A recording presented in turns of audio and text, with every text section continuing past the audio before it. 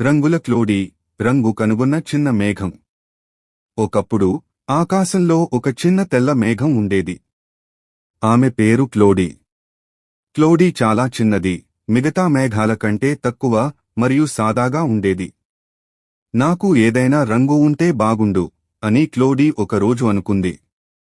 పెద్ద మేఘాలు నవ్వేశాయి. మేఘాలు తెల్లగా ఉండాలి, ఇదే సహజం అని చెప్పాయి. కానీ క్లోడీ గివాప్ చేయలేదు. ఆకాశం నుంచి కిందకు దిగింది. పూల తోటలోకి వెళ్ళింది. క్లోడీ ఎర్ర తులిప్ పువ్వును అడిగింది. నీ ఎరుపు రంగును నాకు కొంచెం ఇస్తావా? తులిప్ నవ్వింది.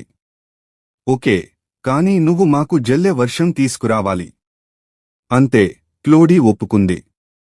అలా తులిప్ నుండి ఎరుపు తీసుకుంది.